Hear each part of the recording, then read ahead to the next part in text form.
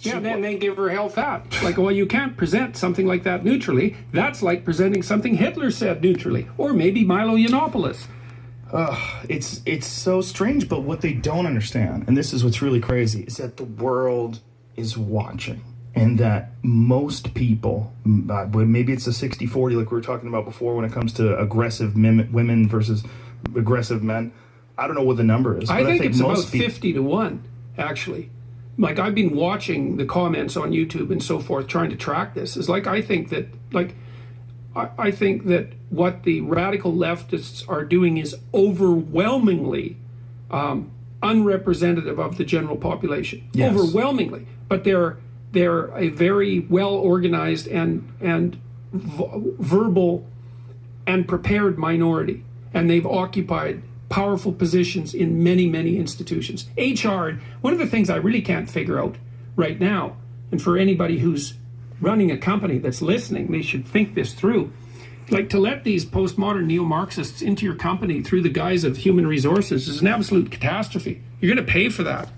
The ideology that drives postmodern neo-Marxism, this identity politics, the identity politics movement, and its insistence on equality of outcome is a powerfully anti-capitalistic. It's powerfully anti-Western. Why you would let that into your company is so that you can look good socially, let's say, is beyond me. It's a big mistake. I agree with you, but I don't think people are aware of it. I think part of the problem is this battleground is largely ignored by the general population. I don't think most people are aware of what's going on. You are, because you're deeply embedded in the university system in Canada, and you're obviously now branching out into YouTube and podcasts and all these different ways to get this information out. But the average person that is a CEO of a company, or they're concerned with their own company, they're concerned with their own individual needs, they're concerned with organizing things and keeping their bottom line and making they're also concerned with looking fair and making sure that they're not prejudiced and all of that, which is laudable. But I just don't think they see the wave coming. No, they don't. They don't see it coming. They don't understand it. And they're incautious about it, but they're going to pay for it. Well, Google is a good example, because now Google is in court on the feminist end for like being prejudiced against females, and also on the conservative end for being prejudiced against conservatives. It's like, well, so both camps are after them. And I think, well, why is that? It's like, well, that's what happens when you play identity politics, this tribalism. But this is really what I can't stand about identity politics. And I've been warning about the consequences of that on the right wing too, because what I see happening is that as the left, like, let's say the left gets to define the linguistic territory, which was what I was objecting to in Bill C-16. When it came out, I said, look, I'm not going to use these neologisms, Z and Zer, etc., because as far as I'm concerned, they have nothing to... People don't know what you're talking about. There's a bunch of different made-up gender pronouns to describe people in a non-male or female way. That's right. So there's like 70 different categories of non-binary gender or something like that generated now. And there's lists of pronouns that hypothetically the people who are in those categories can choose to be addressed by. And now that has the force of law. And I don't care if they choose to be addressed by those pronouns, whatever. That's up to them and whoever else they can convince or ask or entreat or negotiate with. Fine. As soon as it's law, that's a whole different story. Okay, so now I have to use a certain terminology. So then I look at the derivation of the terminology. I say, oh, that's terminology generated by the postmodern neo-Marxists. Oh, well, I think those people are reprehensibly murderous. So guess what? I'm not going to say their words, period, because I know what they're like. I know where that leads. Okay, so... But son, most people think that that's a gigantic step to go from saying you don't want to say Z or Zer or any of these made-up gender pronouns to these are murderous people. Mm-hmm. The ideology is murderous. The ideology being Marxism. Yeah, absolutely. Well, Jesus, how much proof of that do you need? Right, but that's most people don't understand Marxism. Like when you're saying this, like when you were so adamant about it, I had to start reading about it myself, and I had to start doing a lot of research about it myself. And I think most people hear Marxism and they think socialism. Yeah. They think pooling all your money together, making things more even for people. Yeah, like they are in Venezuela. Everybody has an equal chance to starve to death. So you know how the Venezuelan government solved the problem of kids starving to death in hospitals? How? They made it illegal for the doctors to report starvation as the cause of death. Right. Wow. That's Venezuela in a nutshell. Yeah, that's everyone's equal there. They all have the same number of bones to gnaw on. Yeah, that's a horrible thing, but yeah, it's a horrible thing. Undeniably. But there's no, like, the connection between gender pronouns and murder. Mm-hmm. It's a big leap. Yeah, that's for sure. That's for sure. Well, that's why you have to look at the underlying ideology, and you think, well, what is the level at which these things should be addressed? Well, is it economic? Is it political? Is it the personal? Beginnings of this ideology, and you understand where the roadmap leads. Yeah. You understand the X at the end of the road. Yeah, right, absolutely. Well, and I think that's why I recommended to people continually to read Solzhenitsyn's Gulag Archipelago. So actually, there's a set of books that lay this out perfectly. You read Dostoevsky's wrote a book called The Possessed, or The Devils, and it's a description of the initial breakdown of Orthodox Christian society in Russia in the late 1800s, and the rise of radical socialist ideas. So it's sort of like the prodroma to the Russian Revolution. It's a brilliant book, and it concentrates on the personalities that are involved. And then if you read after that, Solzhenitsyn's Gulag Archipelago, where he details what he does in that book is quite remarkable. So he says, look, there were tens of millions of people killed from 1919 to 1959 in the Soviet Union, and as a consequence of internal repression. And it's so dreadful that words can't do it justice. I mean, it's absolutely dreadful what happened in the Soviet Union. I mean, just for starters, 6 million Ukrainians died in the 1930s because of enforced starvation. In fact, in the 1930s, here's how terrible it was. So all the food that the newly collectivized farmers had produced, which wasn't very much, by the way, was taken from them and brought to the cities. So all the farmers starved to death. Now, here's how draconian it got. So let's say you were the mother of some children, and all your grain had been shipped off to the cities, and you thought, well, I'm not going to have my children starve to death. I'm going to go out in the field, and I'm going to, on my hands and knees, and I'm going to pick up the grains that are left over that the harvesters didn't get, and I'm going to feed those to my kids. That was punishable by death. You were supposed to hand in those extra bits of grain so that they could be shipped to the city as well. So that was just the beginning of the fun in the Soviet Union. And what Solzhenitsyn did was say, look, this wasn't a consequence of the Marxist system gone wrong. This was a consequence of the Marxist system. It was an inevitable consequence of the axioms of the Marxist system. And then he lays that out. And it's, well, I think he got it right. And what is that connection? Why he won the Nobel Prize. But what is the connection? How much tyranny you have to impose in order to produce something like equality of outcome. And Thomas Sowell's talked about this a little bit too. He said, what the people who are agitating for equality of outcome don't understand is that you have to cede so much power to the authorities, to the government, in order to ensure equality of outcome that a tyranny is inevitable. And that's right. And another problem with equality of outcome, this is also a big technical problem, is like, well, what measure of outcome? There's lots of outcomes, like how happy are you? How much pain are you in? How healthy are you? How much money do you have? How much opportunity for movement forward do you have?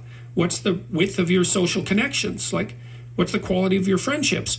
Do you have exposure to art and literature? Like, you can multiply the number of dimensions of evaluation between people innumerably, right? Because there's all sorts of ways to classify people. You're going to get equality of outcome on every one of those measures? Is like everyone going to have to be equally happy in their relationship? And if not, why not? Why stop with why stop with pay? There's no place to stop. So, and that's a huge technical problem. Because there is no place to stop, there will be no stopping. It's like nobody can have anything else. Nobody can have anything that everyone else doesn't have at the same time. That's the ultimate outcome of equality of outcome. Well, you think about what that would mean. It's terrible. Well, instantly you think, oh, well, there's nothing but a tyrannical system could impose that. Have you ever debated a Marxist supporter? Have you ever debated someone who is pro-equality of outcome? No, they don't debate me. Well, the closest thing I think was the debate I did at the University of Toronto about the Bill C-16 issues. But they didn't actually have a debate. They had a forum, which is the postmodern equivalent of a debate. It's supposed to be friendlier, I suppose. But no, I haven't, because people don't do it. They don't ask me to do it. But what is it about that idea or that ideology about Marxism that's so attractive to young students and to university professors? Oh, that's a good question. I think it goes back to the issue of inequality. And this is something that has to be dead seriously addressed. It's like, you might say, well, why is the left wing necessary? Let's put it that way. And then a subset of that would be, well, why is the left wing attractive? Well, the left wing is necessary because inequality does spiral out of control. And so there has to be a political voice for the dispossessed. And you don't want people to stack up at zero, where they can't play the game at all. It's a bad idea. Not only do you not, if people stack up at zero, they're too poor to get ahead at all, let's say. They're too poor to open a bank account. They're too poor to buy enough food. Like, they're stuck at zero and they can't get out of it. It's a really bad scene because, first of all, that's a lot of suffering. And that's not so good. Second of all, well, at least in principle, a lot of those people might be, might have something to offer the world, or their children might. And you want to open up avenues of opportunity to them so that they can succeed, but so that everyone else can benefit from their success. So, and then the next thing is, well, if the inequality gets out of hand too much, then the whole society starts to destabilize, because if you get enough people stacked up at zero, especially young men, you get enough young men stacked up at zero, they think, oh, to hell with it, we'll just flip the whole board over and it'll settle in a new configuration, and maybe we won't be stuck at zero in the new configuration. So it foments revolutionary thinking. So there's lots of reasons to be concerned about inequality. And so you need a voice on the left to say, look, we got to parameterize the tendency towards inequality so that it doesn't destabilize the entire society, so that everybody has an opportunity to advance. Like, yes, right, you need that. Okay, so that's the technical reason for the necessity of the left. And then I think it's attractive because young people can be resentful, partly because they're at the bottom of the heap, so to speak. They're not, because they're young. Like, look, you want to be poor in 18, you want to be rich in 80. Which are you going to choose? Most people's going to take poor at 18. Well, yeah. Especially if you've been rich at 80 and you understand you can get back there. Yeah, well, that's the thing, is that most of the people who have $1 million or more in the United States are old. Well, why is that? Well, really, do we need an explanation for that? It's like, you've had a lot more time to make money. How would that be? That's the explanation. So that's one of the big drivers of inequality, is just simply age. But it's not obvious that the old rich people have an advantage over the young starting out people. So anyways, but anyhow, maybe you're resentful and irritated because you're young and you're still at the bottom of the heap, and you've got other problems too. It's more difficult for people of your race or ethnicity or gender, or at least you think it is. And so you say, well, I want to make things fair. And then that's also driven by some real compassion, because nobody really likes the consequences of radical inequality. Like, nobody likes the fact that homeless people exist and have to go to the emergency ward, to get treated, and they don't have medical coverage and they have to live in tents on the street. And so if you have some compassion, then you think, well, we got to do more for the poor and dispossessed. It's like, okay, that's an understandable sentiment. But the problem is that it's that desire to help is contaminated by resentment and ideological certainty, and then also by something that George Orwell pointed out so nicely in his book Road to Wigan Pier. It's like the typical middle-class socialist, this was his diagnosis, and he was a socialist, by the way. His diagnosis was the typical middle-class intellectual socialist doesn't like the poor. In fact, they don't have anything to do with the poor. They're contemptuous of the poor, but they hate the rich. And I think it's even more devious than that, because I think who they hate are the successful. Some of the successful are rich, but really who they hate is the successful. It's like Cain and Abel. It's the retelling of Cain and Abel. And so there's some positive motivations for being engaged on the left, and there's a lot of negative motivations as well. And the people who are really driven by the radical left ideology, the real radicals, they're almost all driven by resentment and hatred, as far as I'm concerned. Now, let's look at both extremes. So back to the idea of the ideological and verbal territory. I said with Bill C-16 that I wouldn't speak the language of the radical leftists, because I don't think that language should define the game. But let's say it does. So here's the game. The world is a battleground of groups, and they're battling for power. That's it. That's the game. And some of them win, and they oppress those who don't win. So that's how we're going to view the world. Okay, now the leftists say, okay, well, here's the oppressed people. the oppressors, the patriarchal types, they should be ashamed of themselves and give up some power. The right-wingers, the radical right-wingers look at that and they say, oh, I see, so the game is ethnic identity, is it? It's identity politics. Okay, we're white males. We're not going to lose. That's the right-wing version of identity politics. It's like, screw you. If we're going to divide into groups, if we're going to divide into tribes, and I'm in my tribe, I'm not going to get all guilty and lose. I'm going to get all cruel and win. And that's like, then you think, well, there's people in the middle. They're kind of looking back and forth. Which side of the identity politics spectrum am I going to fall in? Do I want to go with, do I want to be driven primarily by compassion, and am I going to accept guilt for my historical privilege? So that's one possibility. And then I'm the oppressor. I'm the member of the oppressor group. Or am I going to say, oh, no, to hell with that. I'm just going to play to win. Well, then I'm going to go to the right. It's like, well, my sense is, how about we don't play either of those games? And the reason we shouldn't play them is, well, the Soviets played the left-wing game and like killed who knows how many tens of millions of people. You can't even count it accurately. The estimates range from 20 to 100 million. Those are pretty big error bars. And the Maoists, maybe 100 million, certainly 60 million. So, okay, that didn't work out so well. And then there's the Nazis, like they played ethnic identity politics and racial superiority. It's like, what do we want to play that game? See, what I've been trying to do, really what I've been trying to do for the last 30 years is say, look, there's heavy temptations to play those sorts of games. But that's not the only game in town. It's a much better game to play individual. It's like, get your act together. Stand up in the world. Make something of yourself. Stay away from the ideological oversimplifications. Set your house in order. That's rule 6 in this book. So I have a book rule in there that says, set your house in perfect order before you criticize the world. And it's a very dark chapter about the motivations of the Columbine high school killers and this other guy named Carl Panzram, who was a serial rapist and arsonist and murderer. And he wrote an autobiography, and the Columbine kids also wrote about why they did what they did. They're resentful to the core, bitter, resentful, terrible. And, well, I'm suggesting that people stay away from that resentfulness and bitterness, even though life is hard and there's malevolence in the world.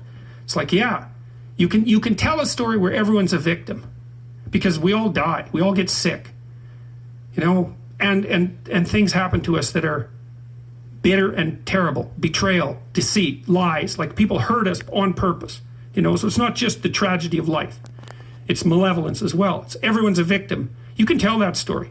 The problem is, if you tell that story and you start to act it out, you make all of that worse. That's the problem.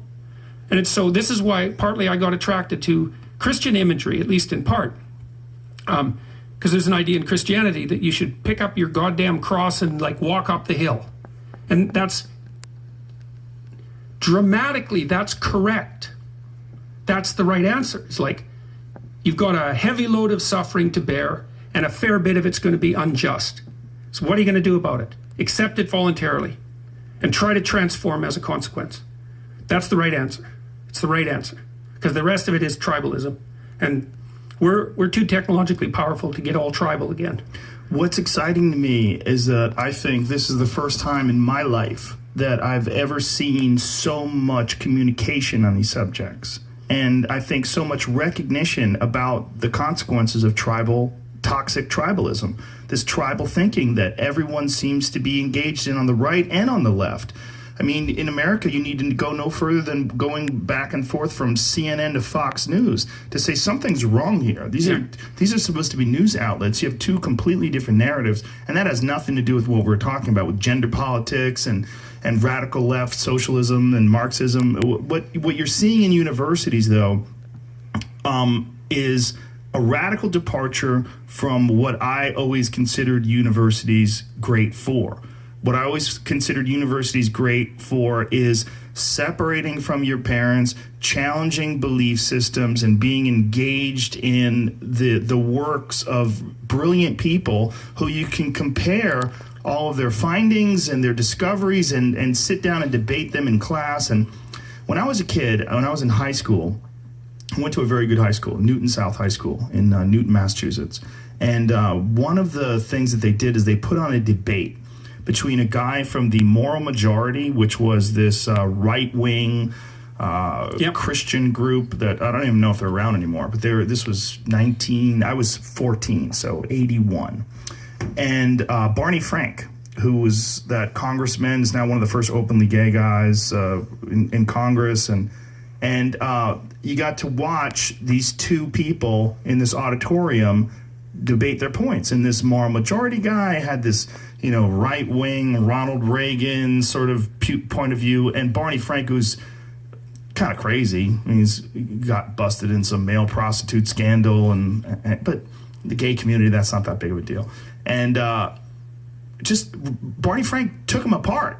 It was brilliant to watch, but it was a real debate. It was fascinating, and you got to see a mediocre mind versus a great mind, and you got to see this little thing. And I was like, wow, and it was one of the things that's always attracted me about the idea that two people with differing viewpoints can get together in front of a neutral audience, and these people can sort of decipher which way these people are thinking and why they're thinking. Yeah, well, and bad as that is, and rife with conflict as that is, the alternative is to separate, as you pointed out, into two camps that don't talk. Yes. And the thing is, the consequence of not talking is that you fight. That's the end game.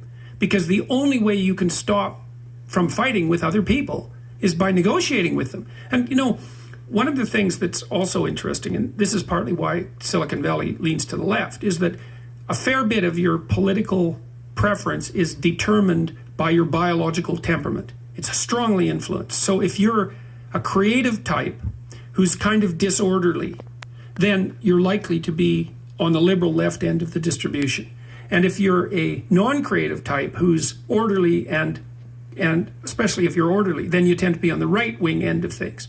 Well, why is that? Why do those variations exist? Well, they exist because some of the time your best strategy is to do what other people have done and shut the hell up and just do it. Run the algorithm, right? The pathway's already laid clear. It works. Stay in the damn rut and move forward. Okay, so that's the conservative approach. And when things are going right, it's the right approach. The problem is that sometimes it's not the right approach because something is shifted. And so something new has to emerge. And so then there's a bunch of people who are adapted to the new. And those are the entrepreneurial and creative types. And of course, they dominate Silicon Valley because it's a very entrepreneurial, what would you call it? Geography. And so they're going to lean to the left. But they have to understand, people have to understand that the left and the right need each other. The liberals and the conservatives need each other. Liberals start companies. Conservatives run them. And the problem with the conservatives is, well, they can only run a company in one direction because they're conservative. They don't think outside the box. But so if the company is working and the product line is good and everything is stable, like hire some conservatives because they'll maximize efficiency and they'll move down that track. But if the track is no longer going in a good direction because something's changed, the environment's changed, well, then you got to bring in the creative people. And so we need each other. And the only way that we can survive the fact that we're different and the fact that we need each other is by continually talking. We have to talk constantly. It's like, well, how much of what we're doing should we preserve versus how much of what we're doing should we transform? And the answer is, well, we don't know because the environment keeps changing. So what do we do about that? We talk. Now, I was on a CBC, Canadian Broadcasting Corporation interview a couple of days ago, and they took me to task. I tweeted out this invitation to the Keck boys to fill out this program that I developed called Future Authoring, and it helps people make a plan for their life. Boys yeah, well, they're an online group. They know what it is. They run Kekistan. Yeah. It's this fictional polity. It's a satire of identity politics, essentially. We're gonna be our ethnicity. Highly demonized satire. Highly demonized satire, right? And with good reason, with some individual examples of racism and Nazism, and there's lots of misbehavior. Yeah. It's like graffiti. It's like online graffiti, something like that. So and the Keck boys are the ones who are often using the Pepe memes, for example, and. The left regards Pepe as a hate symbol. Pepe the frog. Pepe the frog. The feels-good frog. That's right. Kind of reprehensible frog. And so I tweeted out to them. I said, Keck boys, seek your 4chan, rescue yourself from the underworld, use code Pepe for future authoring. So it's free for 1 week. So they had to figure out what it meant. And then I showed this picture of Michigan J. Frog, which is the frog from old Warner Brothers cartoon, dancing frog that wouldn't perform when anyone was watching it. So CBC hauled that out and said, well, look, aren't you like appealing to the radical right? And I said, well, no, what I'm doing, I said, look, these people are attracted by the radical right, although they're satirists and juvenile satirists and graffiti types, and they're playing a weird satirical they're having fun, game. being naughty. That's exactly what they're doing. They're provoking. And my sense was, well, why don't you develop yourself as an individual and get the hell out of the ideological trap? So here's my program, which helps you write about your future, and that'll help you decide who you are as an individual, because that's the way out of the ideological trap.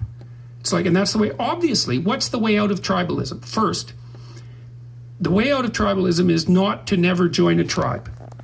You actually have to join a tribe as you mature, right? Because what happens is, first of all, you're an infant, and then you have your parents to make a relationship with, but then when you move from your parents, you have your tribe, you have your group. Maybe it's the music you listen to, it's the gang you hang around with, whatever. You have to be socialized into the tribe. You have to, because otherwise you stay a dependent infant. Okay, but now you're socialized into the tribe. Well, is that where it ends? It's like, no. The next thing to do is differentiate yourself from the tribe while still knowing how to behave within the tribe. Well, that's the call to individualism. And that's, I think, what the West got right, is we figured that out. It's like, you're more than you have to be a member of a group, because otherwise you're not socialized. You're not good for anyone. You have to be able to play on a team, man. You have to have team loyalty. Okay, but that isn't where you should stop. You should take the next step and become a fully developed individual. And see, the problem with being just a group member is that it's the problem with conservatism. The group is a fixed entity. It has its rules and its regulations, and if you're a member, that's all you are. But the group can go badly wrong, so the group needs individuals to keep the group alive and revivified. So you have to become an individual so you can revivify the group. That's the call in the West to heroism, essentially, to noble way of living, is to develop yourself past your group identity so that you can reconfigure the game when that becomes necessary. And I think that there's a very influential line of developmental psychology pioneered by Jean Piaget that laid that out as a developmental progression. First you're a child, then you're a member of a group, then you're an individual. It's like, get to the individual level. That's the solution. It's the solution to tribalism. But you have to accept responsibility to do that. And this is what your future authoring program is basically all about. I mean, Yeah. it's a wonderful program. Along with this book, Rules and Guidelines for Life. I think that's one of the things that a lot of young people are lacking, is a structure to how to go about establishing who they are in the world. Yeah. Well, that's what's really cool, and it's been really quite remarkable, I would say, is that what I've noticed when I've been speaking publicly, say over the last year and a half, because there's a hole in our culture where there should be a discussion about maturity, truth, and responsibility. No one's talking about that.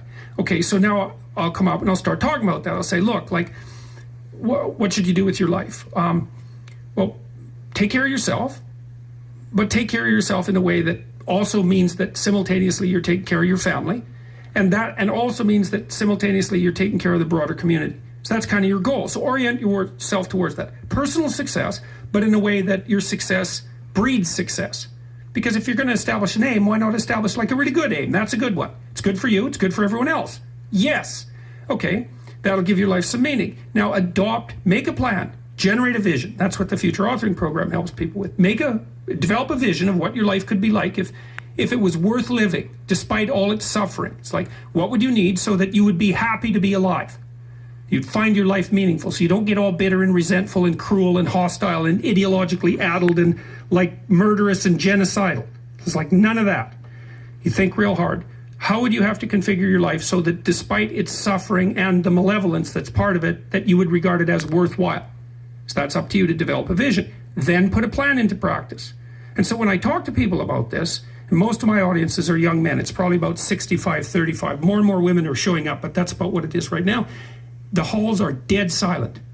You could hear a pin drop because nobody's said so clearly for like 50 years that almost all the meaning that you will need to get you through the hard times of your life is going to be a consequence of adopting responsibility, not of rights and impulsive action, impulsive freedom.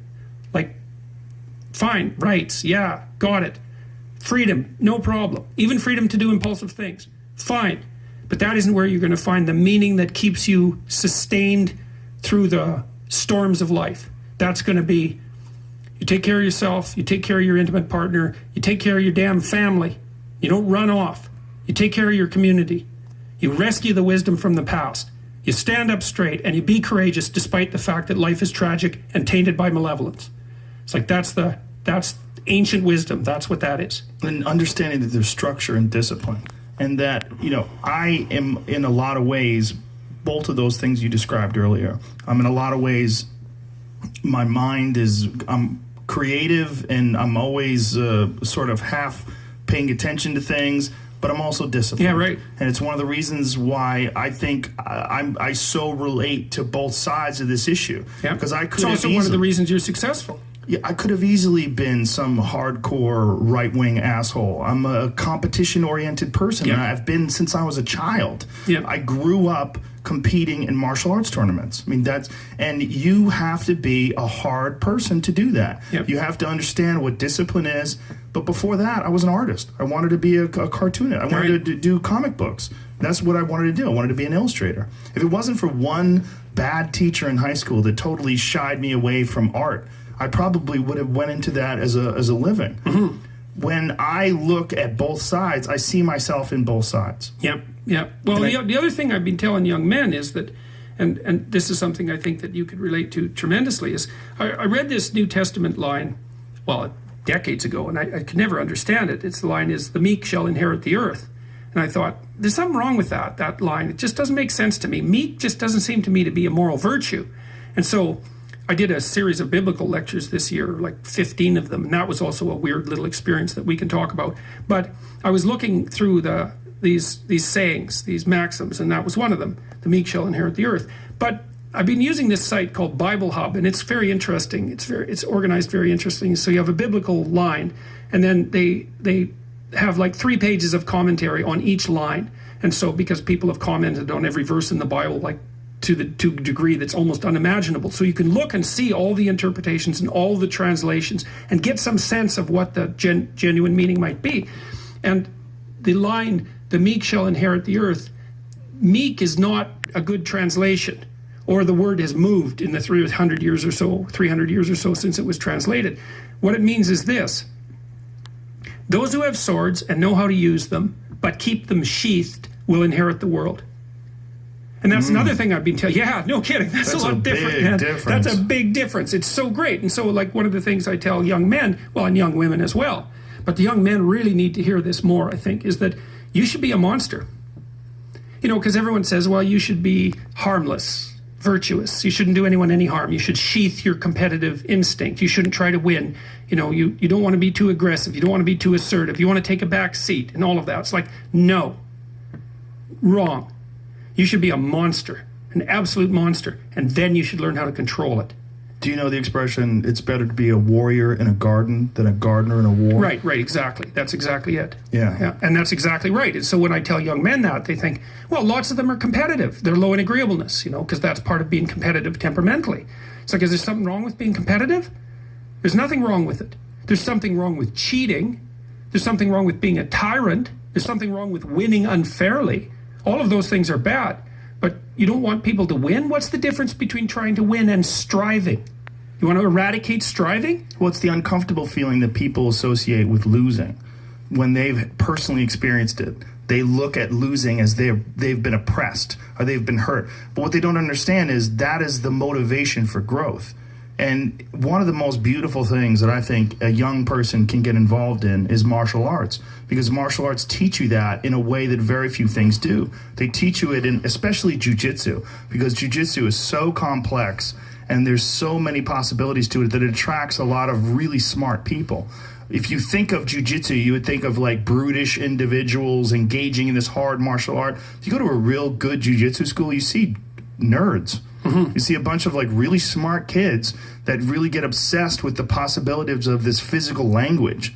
This physical language also teaches you the consequences of not working hard, of not being prepared, of not understanding positions, of not doing due diligence and doing the work. And it's an amazing scaffolding for developing your life. Well, it also teaches you how to lose. Yes, and that's very important. One definition of a winner is someone who never let losing stop them. Yes, and the idea that a single loss in a competition is somehow a defeat is completely insane. First of all, well, let's say you're a hockey player and you're a good player and you lose the tournament. It's like, well, so what? You played the game. You're increasing your skills. It's like there's always next time. And one of the things that I've also been telling people, informing people about, is the idea that life isn't a game. It's a series of games. And the right ethic is to be the winner of the series of games. And part of that means you have to learn how to be a good loser, because you're not going to win every single game. But you also have to embrace those losses as learning experiences. And the people that have never lost are afraid of losing. They're afraid of learning. You're afraid of that feeling. That terrible feeling that you get from losing is so beneficial.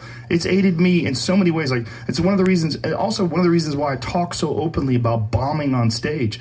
And I do it with other comedians. I always want to tell people, I'm an established comedian. I've been a comedian for a long time. Let me tell you about, like, when I was 2 years in, or 5 years in, or 4 years ago. Like, let me tell you about some horrible moments on stage where it went wrong. Just so you understand, like, those things took me to another place. Because I realized I don't want to ever feel that feeling again. And so I ramped everything up. And then I went back to work, and I went over my notebooks, and I went over my recordings, and I figured out what I was doing wrong, and I tried to improve upon it. But if it wasn't for that horrible, sick feeling, that's the same feeling you get when you get tapped out in jiu-jitsu class. Same feeling you get when you lose a martial arts tournament or anything else. Losing is important. Well, you might also say, like, let's say that you could pick your level of competition in life to some degree. Okay, so let's say you pick a level of competition where you're always winning. It's like, well, all that means is you've picked the wrong level of competition. Yes. Because, like, let's say you're a grandmaster chess player and all you do is play amateurs, and every night you go home and congratulate yourself on what a genius you are because you just stomp these people left, right, and center. It's like, you're not a genius. You're a dimwit. Right. What you should be doing is playing people who are beating you, like, well, as much as you can tolerate. Right. So maybe that's 40% of the time. Maybe it's 60% of the time. But that way, because to be a winner, you want to be disciplined. You want to know what you're doing. And then you want to be on the edge where your skills are being developed. And if you're going to be on the edge where your skills are going to be developed, you're at a place where losing is always a possibility. Because otherwise you're not pushing yourself beyond your current capacity. And so one of the things that I've outlined in 12 Rules for Life is a theory of meaning. Because meaning, as far as I'm concerned, the sense of meaningful engagement is the antidote to malevolence and suffering, essentially.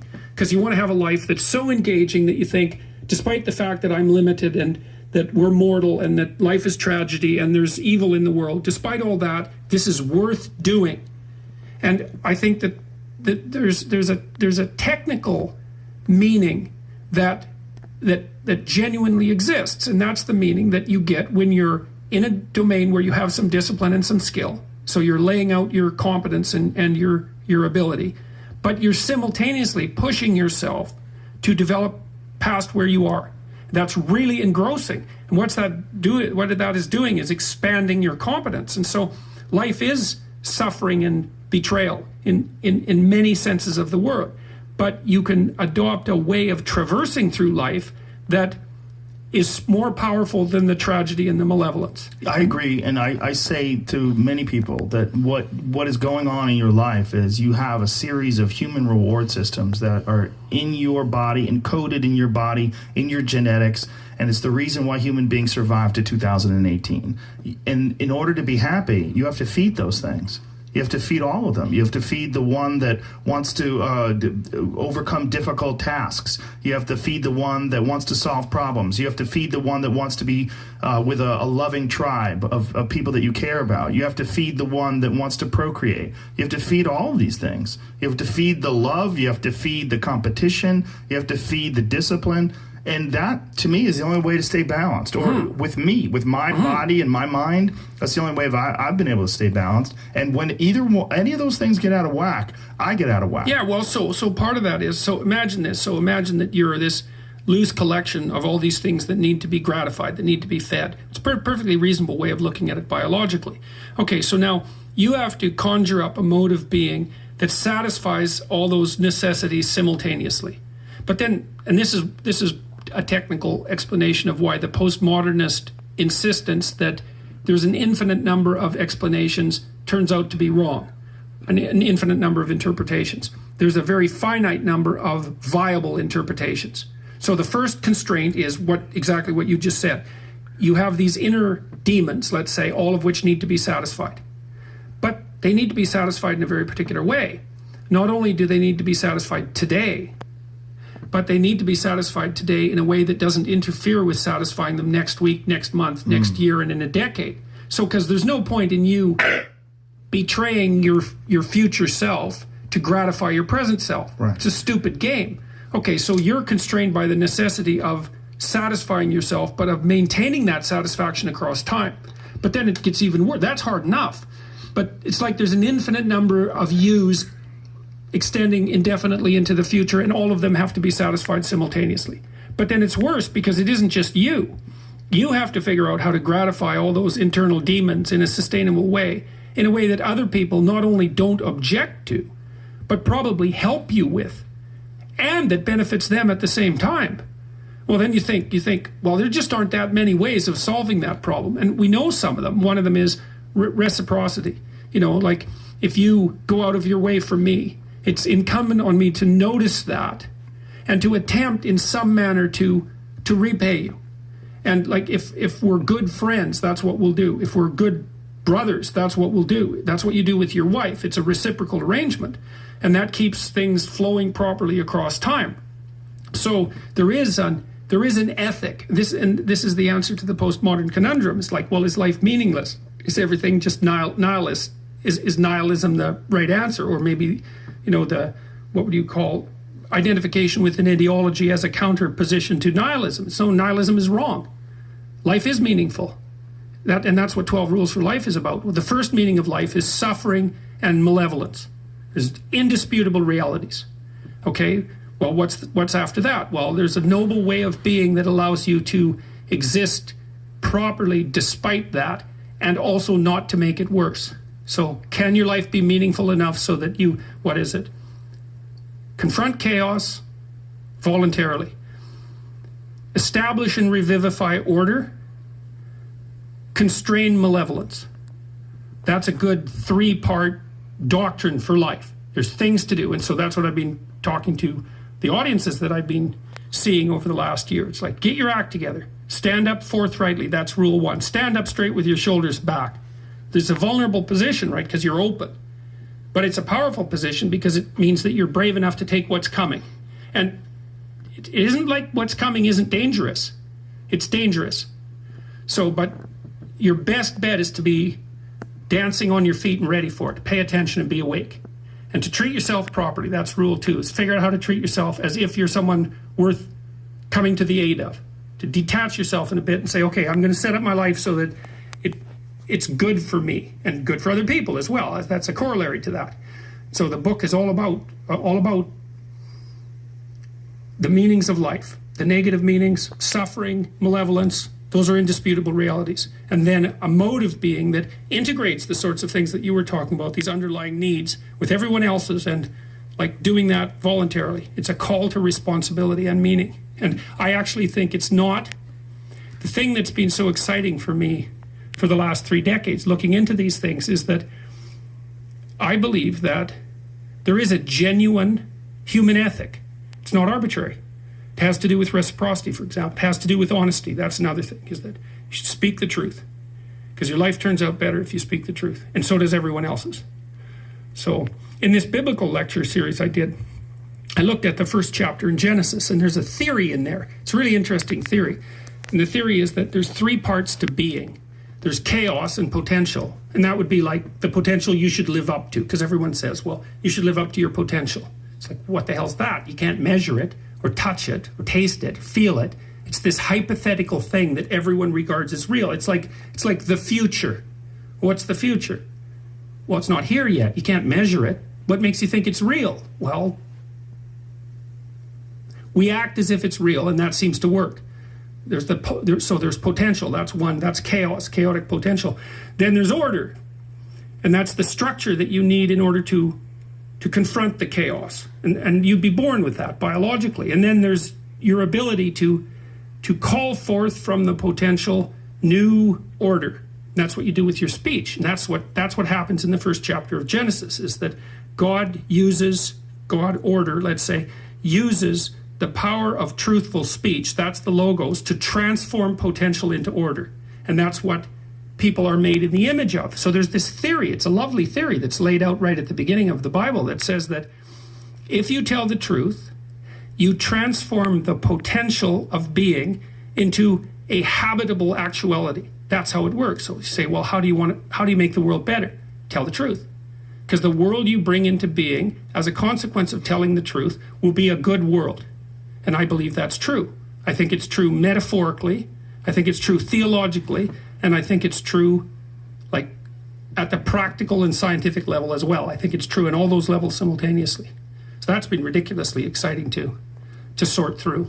I think this notion, and one of the things that you said that I think really resonates, is that there's not a voice out there that is advocating for responsibility, and that is talking about how important this is. And I think this is an inherent principle that most people are kind of aware of, and it feels good to them to hear. Like, it resonates. You feel it. You when you're saying this, clean your room, put your house in order. People are like, yeah. How come I'm not hearing this? Right. How come I'm not hearing this? Well, it's so funny because one of the things psychologists have done for the last 20 years, especially the social psychologists, is push this idea of self-esteem. You should feel good about yourself. And I think, why would you tell someone 20 that? It's like, you should feel good about who you are. It's like, no, you shouldn't. Why should you feel good about who you are? It's like, you should feel good about who you could be.